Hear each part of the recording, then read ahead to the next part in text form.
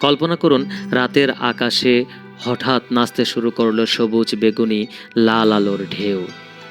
এটা কোনো সিনেমার ভিএফএক্স না, এটা নর্দার্ন লাইটস।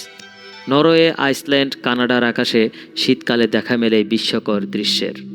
কিন্তু প্রশ্ন হলো, এই আলো আসে কোথা থেকে? সূর্য থেকে সবসময় এক ধরনের শক্তিশালী কণা বের হয়, যার নাম সোলার উইন্ড।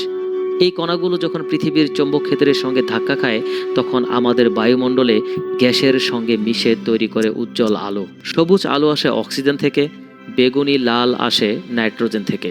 প্রাচীনকালে মানুষ ভাবত এটা দেবতাদের বার্তা। আবার কেউ বিশ্বাস করত মৃত আত্মারা আলো হয়ে ফিরে আসে পৃথিবীতে। কিন্তু আজ আমরা জানি এটা প্রকৃতির বিজ্ঞান আর সৌন্দর্যের মিশ্রণ। এই আলো শুধু সৌন্দর্য নয়, এটা সূর্যের শক্তি আর পৃথিবীর প্রতিরক্ষা ব্যবস্থার এক চমৎকার ফলাফল।